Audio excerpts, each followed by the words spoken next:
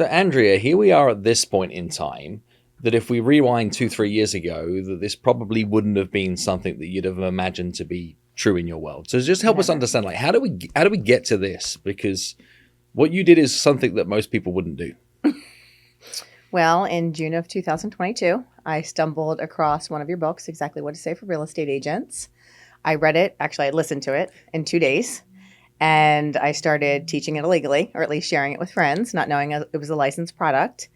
And everyone's conversion just went through the roof. So I thought to myself, well, this guy's onto something. So I wanted to use your content with my content, and I thought, I have 2 ways of doing this. I can either go through a lawyer, which feels very expensive as a new company, or I can do what I do best, and I can just cold call you.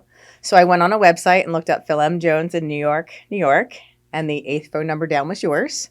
And it was maybe 7 o'clock on a Thursday night. You were at a happy hour with a bunch of real estate agents.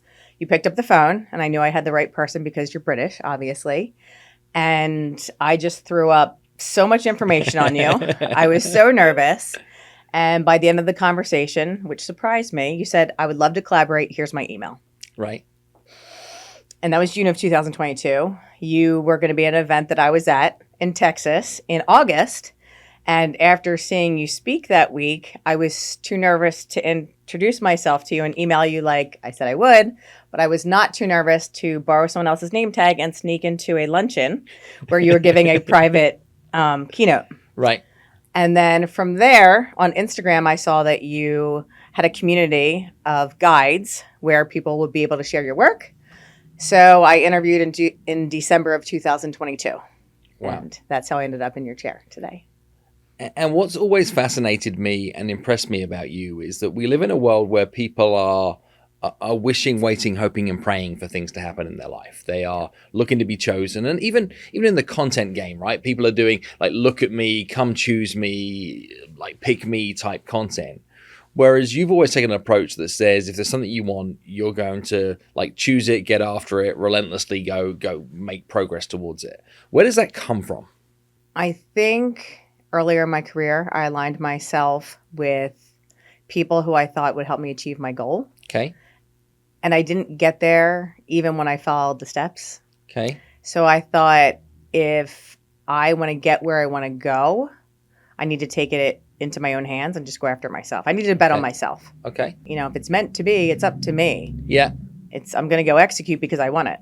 Right. I mean, whether that was competing in some fitness sports in my past or this, it's the quickest line for me to be is just go make it happen yourself. Okay. And where are there examples of where that showed up in your life? So a lot of my greatest, not accomplishments, but connections have been from just going and doing it. So my old boss is from Lincoln Financial. He worked with Tony Robbins. And I said I wanted to go to one of his events, and I said it, and he went and he got me a ticket. And then I was on QVC, met Tony backstage, and then I was gifted a business mastery ticket. So as you know, I don't have a problem telling people when I want something and being vocal about it. And if you don't ask, you don't get. So it's the why behind it. I'm driven because I want to have certain things. I want to have quality time with my family. I want to be able to give money away and support other people. So that's really behind what drives me to do it is 90% of the people aren't going to do it. And I know I will. So it's going to get done. That's just the hard work ethic comes from my parents. Okay. But you are like a master connector. Like you step into any room full of strangers and you leave with friends.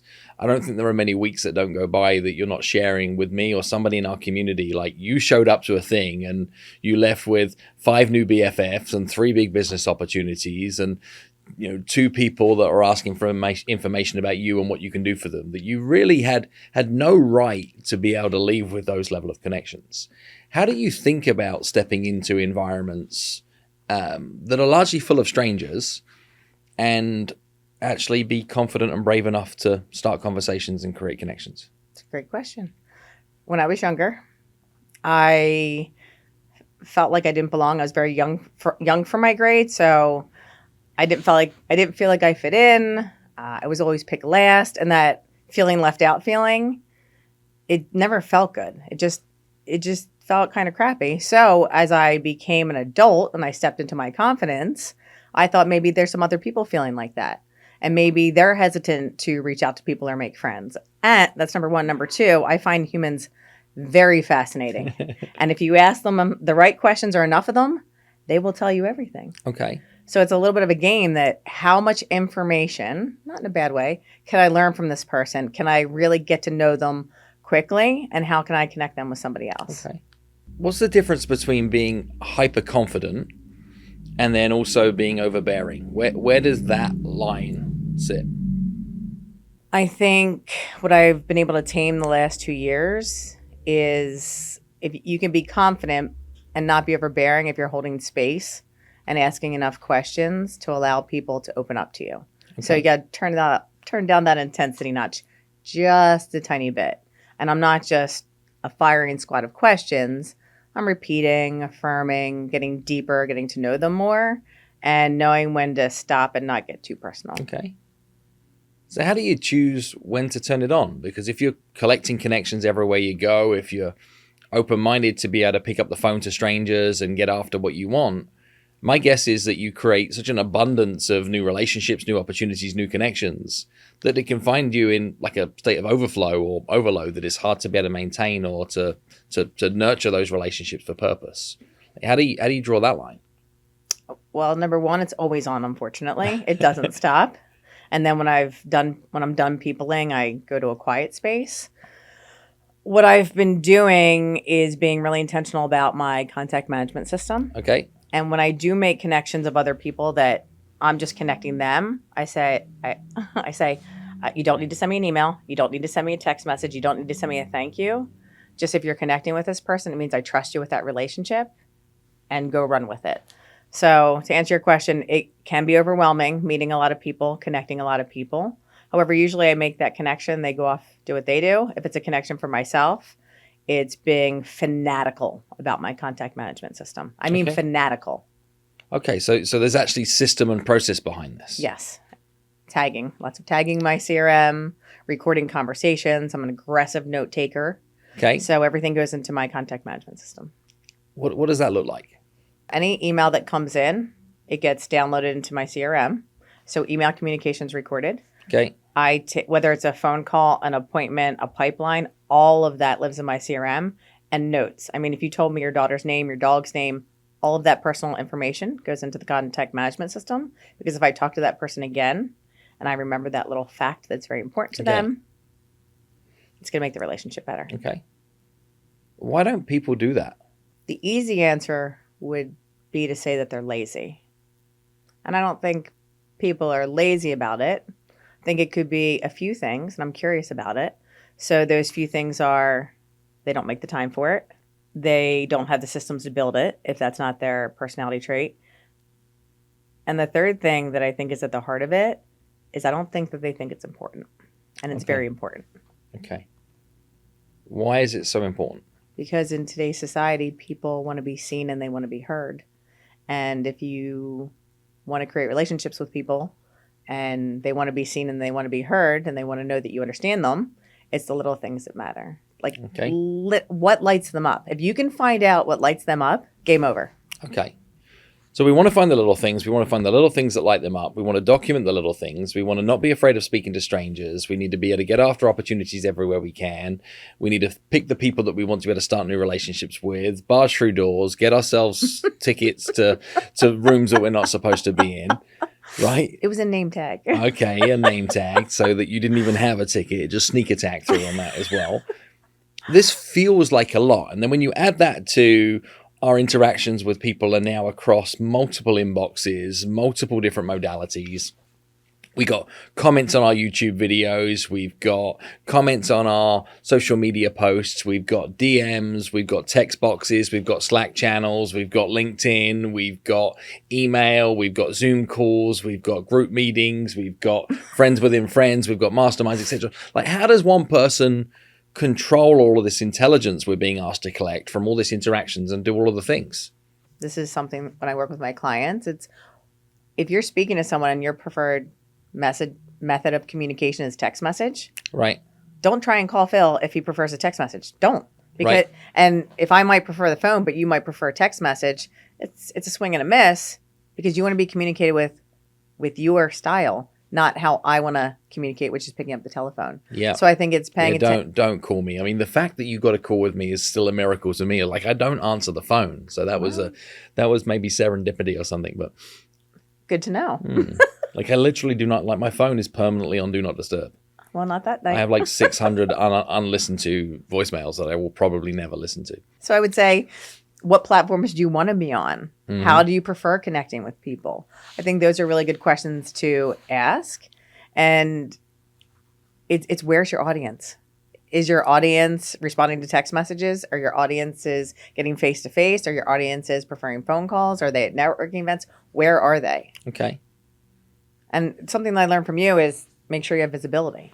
So does my visibility match across LinkedIn, YouTube, Facebook, Instagram? Is it all the same look and feel? Okay.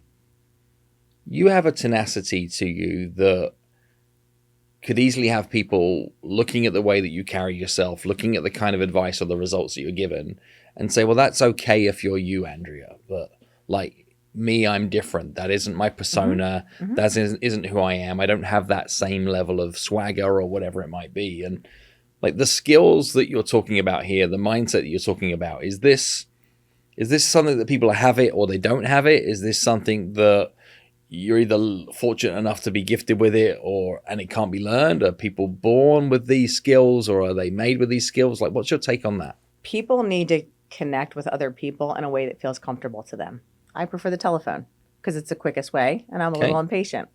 So if people are looking to connect with other people, I think they should do it in an environment that they feel good about. And that could be going to a book club. That could be going to an in-person networking event. That could be playing video games. So however you prefer to connect with someone, it's not just the phone. And there was a time in my life when I wasn't as confident as I am today. And I made a decision back in 2017 that my words, because I am so fiery, they can either empower or disempower people. And I needed to be very intentional with my intensity and strong, sharp tongue.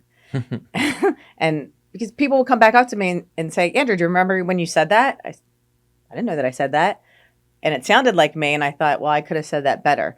So the only reason I am the way I am today is because there was moments throughout my career where I didn't have the right words to communicate how I was feeling. And that's where the strength and the tenacity and the fieriness comes from. Because I never want somebody else to be at a loss for words in situations like that. Mm-hmm. So if you can get ahead of the conversations, prepare for them, do them on repeat and practice them, you'll be more confident. It's not like I was just born this way. I was tired of not fighting for myself. So let's talk about practice. Let's talk about rehearsal. Let's talk about scripting. A script's a good idea, yes or no? It depends. Okay, but what do you think and what does it depend upon? If we're on a movie set and everybody has a script, that's great. Okay. If we're not on a movie set and I teach you a script and the other person goes off script, you will be lost. So how can I teach my students how to be able to be present in the conversation, not think about the next thing that they're going to say, be really curious and into the conversation, and not be focused on everything that they're trying to get out of the conversation, which I call leading the witness. Okay. So how does one go about practicing that to a point that they do feel ready, that they're not worried about what they're going to say next? How does somebody elevate a practice in a way that does feel natural? It feels like they're in control and they're not panicked. One way that I've been doing it since 2020 is every morning from 8:30, 9 o'clock, we role play different situations. Okay. So that's one way we do it as a group with some of our sales teams. One of the ways that I do it personally is every important conversation, and there's a lot of them. Mm-hmm. I definitely put a lot more thought into conversations than I used to. I practice with somebody else because if I practice in my head, I'm not curious. And it's a one-way conversation. If I practice with you or with a colleague, I can hear the tonality when it comes out of my mouth. I can hear where I'm not being curious. I can hear how it could go sideways. So for my business and personal conversations, I usually practice with a colleague. And then with my students, we practice a half an hour, 4 days a week. I would say the biggest mistake is that people stop practicing because they think they've mastered it. Okay. And there's almost a a badge of honor in society with like, oh, you're so quick-witted, you're so, confident when you speak in front of rooms full of people, is you always know what to say, you've got the gift of the gab, or whatever it is that people might say.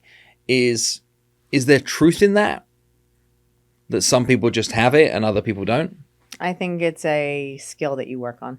Okay. I can tell you in the last 2 years that I've known you, getting up and speaking in front of a group has been a lot of repetition that's not on stage. Okay. Practicing in my house, talking to myself in front of a mirror, practicing in front of different audiences who maybe do or don't know the content. So I think it is a skill that continuously needs to be worked if you want to do things at a high level. Okay.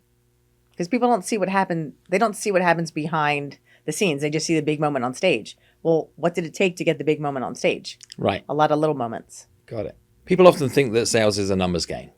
Like if all you do is that you put the numbers in, you make the calls, you make the outreach, you make the connections, then you'll get the output the other side. Is that true? Is it just a numbers game? I used to think that way. Okay. And now I feel a little different.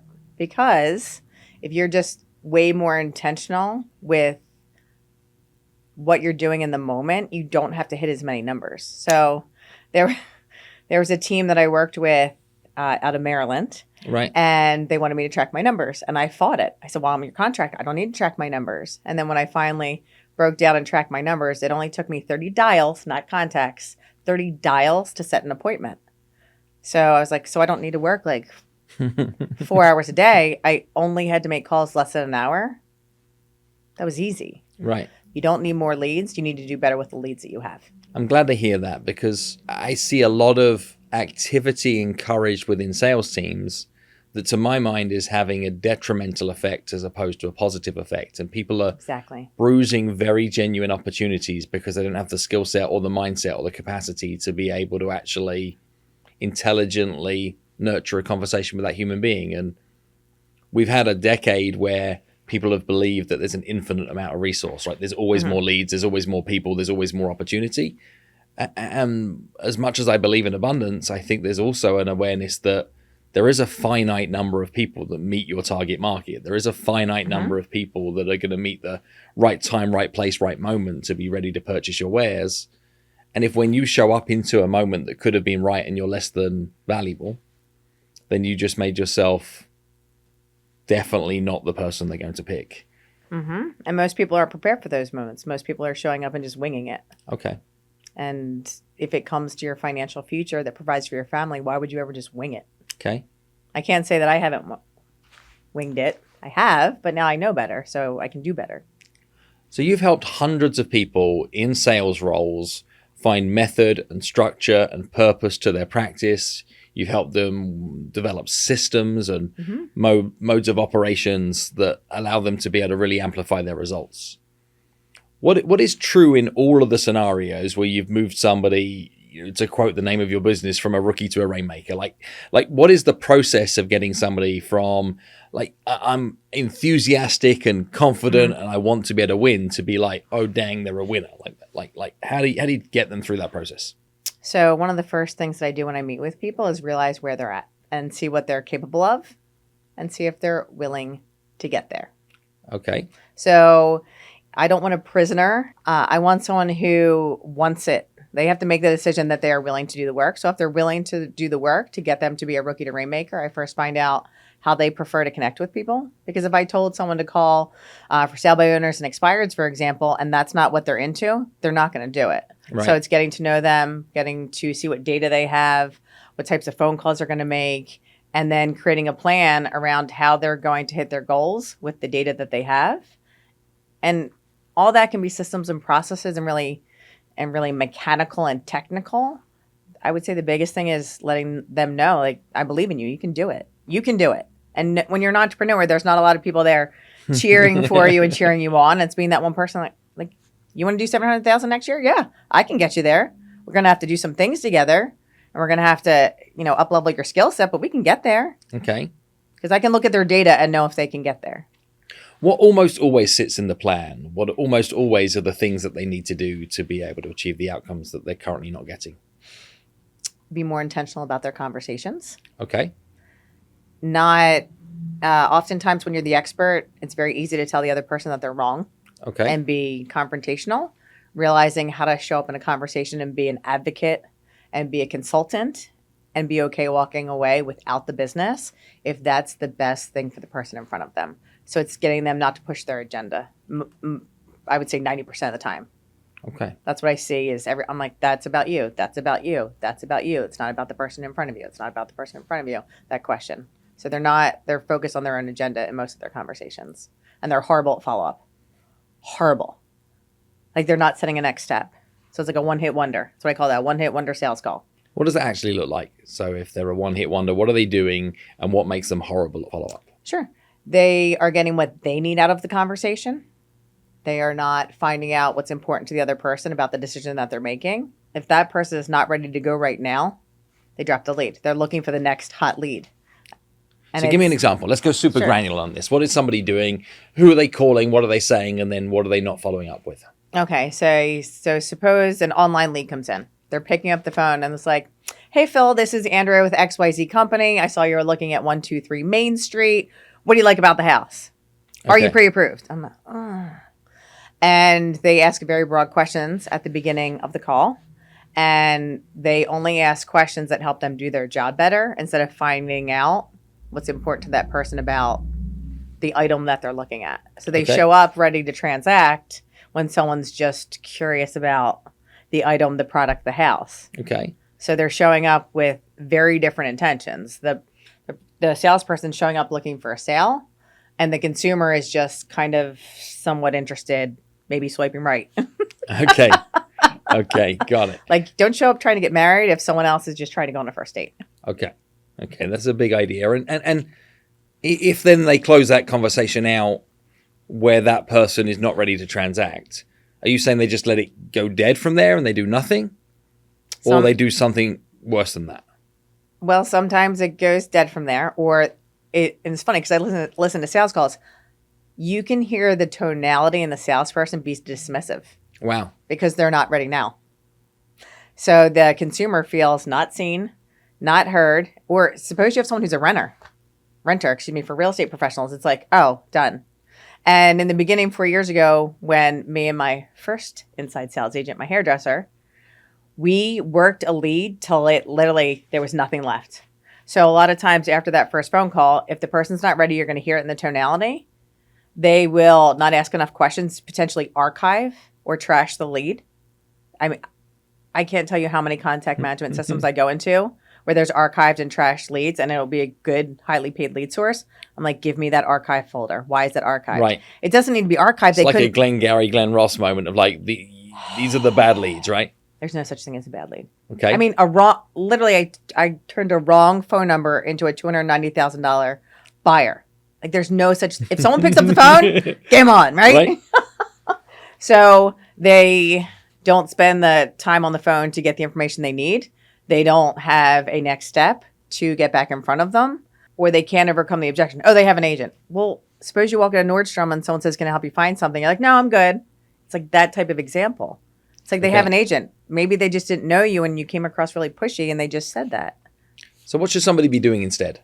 Besides practicing their phone calls before they make their phone calls, is take the time to be intentional about what's in their database. Okay. Have a plan for calling it. Yeah. Knowing what they're saying and having a different level of success from every single phone call. Is the next step going to be a meeting? Is the next step going to be a phone call? Is the next step going to be an email? Is the next step going to be a text message?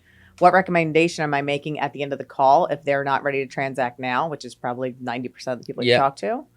I would say having that next step set up before you even go into the call, so that way you have a plan B. Okay. And is this just phone calls or is this Zoom meetings? Is Everything. this face-to-face? Everything. Okay. If you are showing up as a professional at a high level, you are going into the meeting knowing what outcomes there could potentially be. You might get a curveball. Okay. You always need to say, all right, well, the next step is, and it should be solely based on what the other person shared in that meeting. What role does automation and artificial intelligence play in this type of business development, customer outreach relationship? Like, what do you see happening here? I think there's a space for automation, However, if we get to the point where automation is too automated, it loses the personal connection. There are certain people who send me emails, and when I've met them in person, I know they don't talk like that. So I feel a little insulted because they put their email into ChatGPT and now it's like a fake polished version of them. Okay. And I prefer real connections, so it feels inauthentic. Okay. So that I think that's the way we're going. And if we continue to have all these automations and these AIs, it's not bad. It loses the human factor. Mm-hmm. And people do business with people that they like, they know, they trust. That's number one. Number two, for example, I write auto plans sometimes for teams. And what I've learned the hard way is I can write a really good auto plan, but if the team doesn't know how to speak how I speak and how the auto plan speaks, it's not a good fit. So I only write auto plans now with teams who I can coach, that once someone responds to the auto plan, which is really just, hey, they put their hand up saying, I'm ready to have a conversation, I'm not ready to transact. Yeah. They need to be able to have a real conversation based on what was emailed. Because everyone, say for example, a lead comes in and someone is thinking about buying a house. A lot of the auto plans are like, oh, you're looking to buy, you're pre-approved. And it's like so punchy. It's like, whoa, we're not even on the first date and you're trying to get engaged. So I think the auto plans that are poorly written are trying to move the transaction forward versus meeting people where they're at today, which is I just clicked on a house. Okay. In that example. So automated email responders, journeys, sequences, auto plans, whatever you choose to call them, they have a place, but the risks are trying to rush too much too soon. The risks are that there's a disconnect, that if it doesn't sound like you when they meet you, that you lose trust. Or if the salesperson forgets to pause the auto plan. They had a really great conversation and now the system's sending messages that don't make sense. I see that so often. Okay. Well, people want there to be an easy button. And I remember having a conversation with a large group just last week about some of the communications that are being written on their behalf by their marketing department. And the challenge that I think every sales professional needs to wrap their head around is if the automation and the AI can do it without you, then it will end up doing it without you. Therefore, you are not necessary. Therefore, you be fired. Right? Like that's where it could get to if it was good enough. And my genuine belief is in most industries, we're trying to help human beings navigate one of the most emotionally charged, difficult decisions of their life. And they need somebody to get in the mess in that. Mm-hmm. Anything that is automated and predetermined is likely to be less than perfect. It's like the meal that you get on your flight is never what you wanted to eat. Exactly. Like never, ever, ever, because it needs to be so pre-planned ahead of time that it needs to like be okay for so many people. Therefore, it's not right for anybody. Exactly. And when you say it's okay for so many people, do I want to work with so many people or do I want to work with the right people? Okay. So I understand we could be marketing to the masses and that might be a space for auto plans to see who's interested. But sometimes you get people that you don't want to work with marketing that way. Okay. And I'd rather be intentional about who I work with because I'm spending 40, 50, 60 hours a week with these potential clients. Okay. I want to talk a little about your journey as a speaker. Oh. Because I know, like, if we go back just a simple period of 2.5 years, is Andrea didn't necessarily want to stand in front of large rooms full of people. Happy working with people one-on-one, happy rolling your sleeves up in a workshop environment, happy getting into consulting conversations to help people navigate their sales processes to a higher degree, to help individuals up-level their own performance. But the idea of standing on a stage and delivering a presentation was something you lived in fear of. Correct. It's the only box that I didn't check off when I became a guide. There's all these things that you can put your hand up for. It's literally the only box that I did not check. It's like keynote speaking. I was like, nope, I'm good. You can keep that, Phil. Yeah, not for me, not for me. I do not want to speak. And I find that interesting that in a big part of your body of work, you're helping people navigate things that they're scared to do. Mm-hmm. Scared to talk to strangers at a networking event, scared to pick up the phone, scared to re-engage on a follow-up conversation, scared to invite people to a meeting, scared to invite people on a date. And then here you are in a situation that you're dealing with something that you're scared of, which is standing in front of an audience full of people and speaking. Firstly, can we explore the fear? Like, what was it that made you think that this is something you either didn't want to do or wasn't capable of doing? didn't want to do because I felt like the people in the audience would be judging me. However, what I tell my clients is it's not about you. Okay. It's not about you. It's who you are in that moment helping the people in front of you. It's not about you. If you can show up and really help them, you shouldn't be nervous.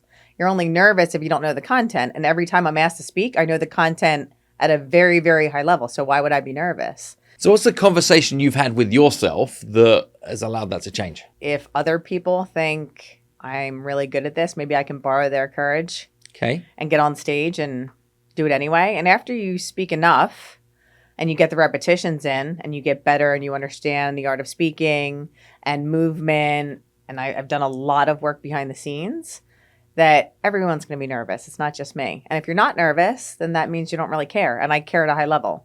So the journey has been, even Phil gets nervous maybe sometimes. Of course. I'd be nervous if I wasn't nervous.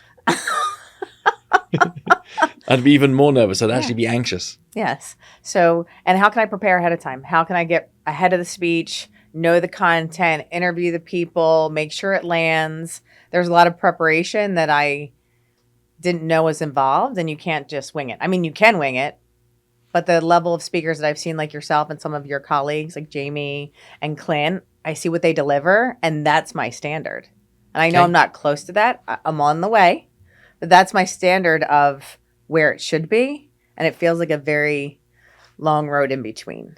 Well, I think you're a very practical, brilliant, inspirational individual in that journey in your life. Because in just 2 short years, 2.5 years, you've gone from, I don't want to do this. I don't believe I'm good at this. I don't believe the marketplace even wants me to be able to do this. To then track the last 12 months that you've delivered both a quantity, a quality, and a fee level of presentations. That means that your reps and your earnings from keynote speaking would put you in the top 10% of professional speakers in North America, which is a fairly big trajectory. And, you know, to go from top 10% to top 1% is a significantly bigger leap. But you are now adding to your repertoire a level of competence that didn't exist previously. Like, how does that change your perception of self if you're to think about this moment in time? I can't believe I even accomplished it. I feel like we were sitting here a year and a half ago. It was a day in New York City, and you were doing a whole entire class on professional speaking with some of the guides. I didn't tune out. I took lots of notes, but I still thought in that room, oh, this will never be me. I learned a lot about speaking fees, how you have to do the work. You literally, whether you're starting at the bottom level, I wrote down every single step that you had to do to get there. And when I was asked to speak, I had all the steps. And then when people started to see me speak more, I had the path. So I would say just getting comfortable with being uncomfortable, to answer your question. Really had to get very comfortable with being, the last 2 years have been very uncomfortable. So if you're talking to a version of yourself, somebody who's out there in the world today that perhaps isn't being as kind to themselves about what they're capable of, or you want to give some encouragement about just how much progress somebody can go on in their own journey over the next year or two of their life, what might you say to them to help them both take stock of where they're at and to help give them some energy for the journey ahead? I would ask them, when was the last time you were scared to do something in the beginning and then you were able to execute it at a fairly decent level? And what were you scared of before? And what's something you've already accomplished? That's number one. And then I would say, who's your cheering squad? Who's your hype girl? Who's the people that's around you? Because there's so many people in our community that like, what do you mean? I think you'd be great on stage. I'm like, oh God. So I think having the right community and asking people where was there a time in their life where they were scared of something that they got past. Okay. And what is the cost of not having those kind of conversations with yourself and not surrounding yourself with the right kind of people who believe in you? Working to fulfill someone else's dream and not your own. And what are the consequences of that? Not having the fullest life you could have. Not being able to spend the time that you want with your family or not having quality time with your family because you don't love your job or you're not happy or someone says, well, you're worth $50,000, Phil. So having someone else determine what you're worth versus you taking it into your own hands and running with it. Okay. It's a very big cost, actually. So how does somebody navigate that struggle where they believe in themselves, they have confidence to grow, that they understand that there's always so much more to do, they're never going to get it perfect, but they have to maintain high standards. How does somebody navigate that struggle over a period of time when it's a lot more than just a you can do it and here's a big pat on the back? How do they sustain the decision to say they're going to keep getting better? I think it starts with knowing it's never going to be perfect, knowing the greatest things in life are on the other side of uncertainty. Okay. Like, life isn't certain. So whether I'm good or I'm not good, I should just execute. It's never going to be perfect. Yeah. And what rooms can you put yourself in that make you very uncomfortable? My first certification in New York. I mean, you knew who was in the room, like very successful people. And I was like, do I belong here? I'm some girl like from Delco, Pennsylvania. And here's all these great people, very accomplished. So get around better people. I've grown so much in the past few years because of the environments that you've helped us be in. And I like that from how do you go from adversity to opportunity? Mm-hmm. I guess my question is more focused on how do you keep going? I think when people are in a difficult situation or that they believe they can do better is they can make the first jump. What I'm intrigued to understand is how do you make the second, the third, the fourth, the fifth, the sixth, the seventh? Like how do you sustain that mindset of questing for better whilst also being aware that you're less than and not give up? How do you keep going? Question. I think it's the why behind why I'm doing it and what the alternative is to not doing it. So back in 2017, as I shared with you last night, I knew that I wanted to have a very different life because I knew if my parents got older, I wanted to spend time with them. And I wanted to become financially free to be able to do that. And in order to become financially free, I needed help. Okay. And I aligned myself with different people along the way who I thought, could help me get there. And then I realized if I really want this, I have to do it myself. So I stepped into doing things that terrified me. Yeah. Because to become financially free, it takes risks to step into that. However, the alternative is working for somebody else and not being able to be there. And if it comes down to being able to be with my parents and be present because I own my own business and I can control things versus being an employee, my parents are going to win every single time. Okay. So that strong drive to be able to become financially free, to be there as they get older, that's behind everything that I do. And there's a lot of things I do that are terrifying, but if it comes down to my parents, I'm going to pick them every time. So finding what you're in service of and then not letting go of that and being brave enough to work on something that's bigger than yourself, but is also remarkably inclusive of yourself. Mm-hmm. We're going to finish our conversation out as tactically, practically as possible, because I know that one thing about you and your work is like we don't do too much theory. It is a lot about like, here's what needs to happen. It's go time. Like we got to get results. We got to get results now. I don't like to waste time. So we're going to create a hypothetical scenario. You and I are going to jam on this. You're going to come up with something. I'm going to come up with something. You're going to come up with something. And here's the hypothetical scenario. We got 30 days and we got to find 30 new clients. What do we do? 30 days. Give me your phone. 30 clients. But let's make it. What's the first thing you would do? I'll say something. You'll say something. Let's see how many very practical ideas. 30 days to get 30 new clients. What do we do? Kick us off. I would start by saying for those 30 new clients, who have you worked with in the past? So I'm going to ask you about your past clients because I know that referrals convert at a higher level than cold leads. So I'm going to start asking you about your past clients. Okay. So you're going to get a list of past clients, people that you've worked with in the past that you're going to have some degree of know, like, and trust with. What would I be doing if I wanted 30 new clients and I've got 30 days to be able to do it?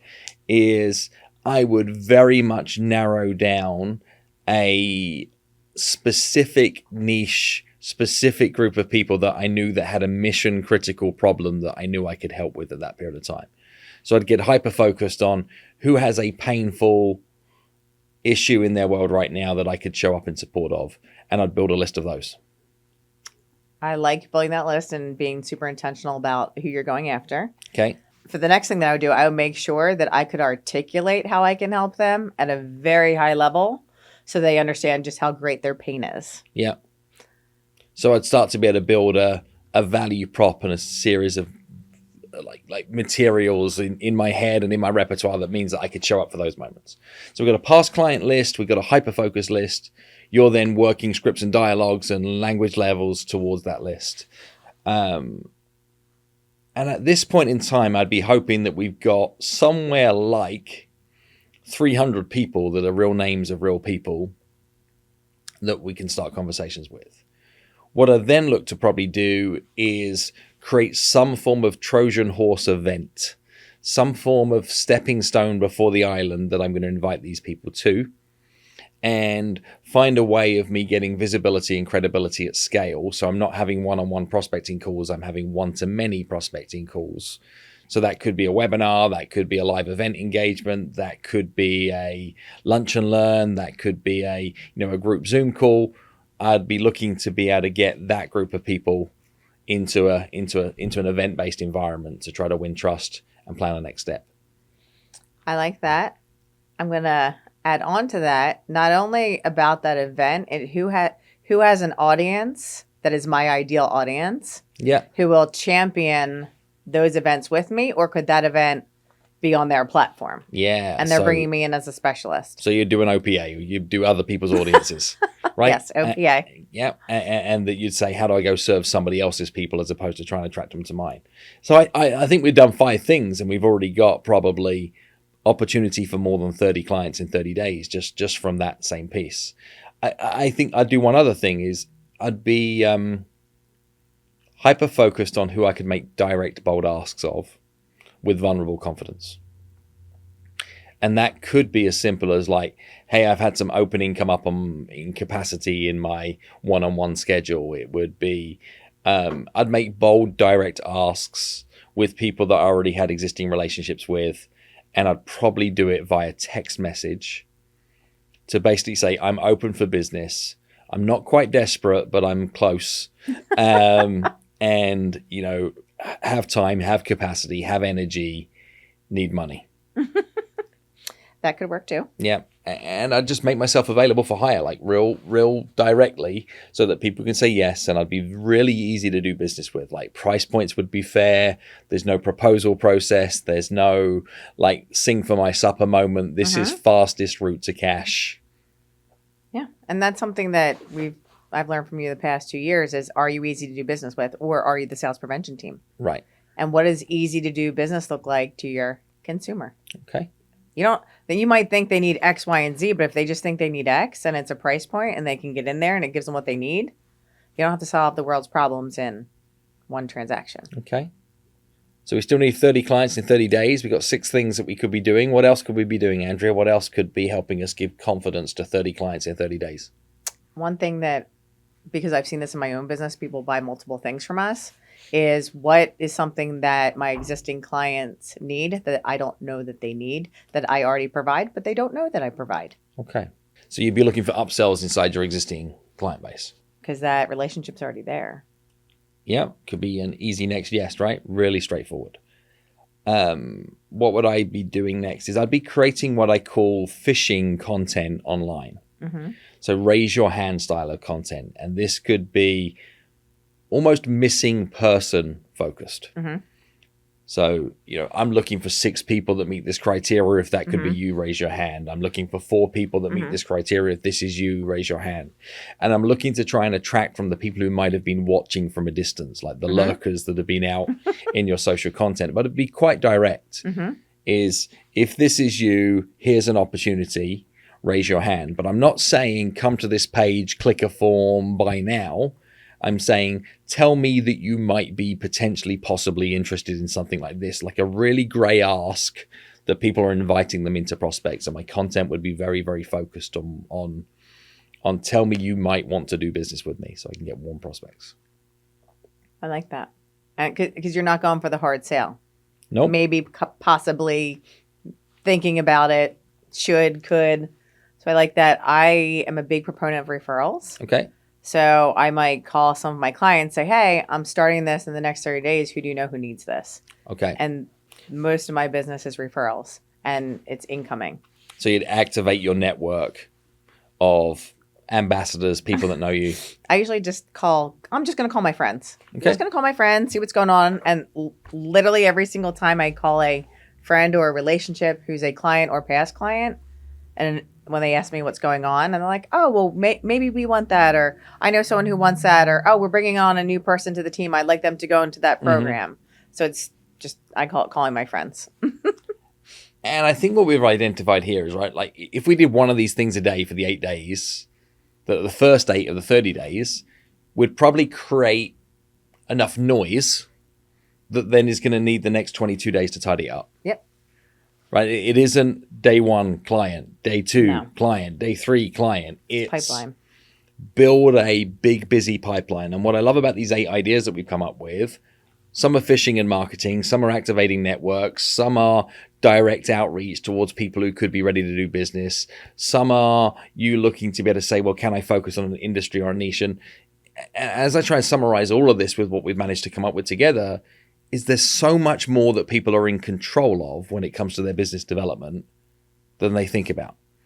They have a spray and pray approach, or they have a pick me approach, where what they can do is choose themselves and then choose their game plan. And before long, getting 30 out of 3,000 opportunities feels like it's effortless. But too many people will try to get 27 yeses out of 19 opportunities. It's a long-term game. And wonder why they keep failing on it.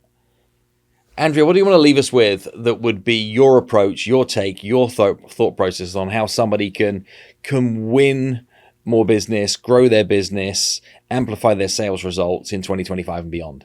Like, what would you be saying to somebody about what they should be thinking and doing more of to help them win in 2025 that they might not be doing today? What relationships have you started that you haven't closed the loop? Okay. Go back through all your conversations from the last 2 years. Even 3 years, 5 years. Yeah, if they're not a heck no, don't speak to me again. Go find out what's going on in their life and find out how you can help them. Reconnect and reignite some of those relationships, because it wasn't a no, it was a not now, unless they told you to go fly a kite. Right. Being intentional about who your missing people are, and instead of chasing them, creating a space where you can attract them. Like, how can those people come find you? Are you putting content out that's something that they want to see that helps them? Or are you just like showboating and peacocking and, hey, look at me? Like, you often say, come with me versus look at me. Right.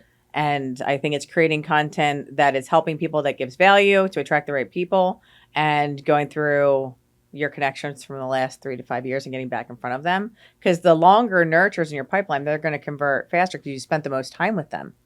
And they know you. They might just have not been ready then. And it's making the decision that if it's meant to be, it's up to you. No one's coming to be like, hey, Phil, did you do your work? No. If you want it, go get it. No one's going to come to you. And I think earlier in the show, you had said people are wishing, waiting, and hoping. If I wished, waited, and hoped until you found me, we'd probably never meet, because you're on a trajectory. You're still growing. 100%. And you're at a very, very high level. You would have never found me. So I had to chase you down, which is fine. I don't like being ignored. So I think knowing that if you really, really want something in life, it's a decision that you're going to go for it and you're willing to do the work for it.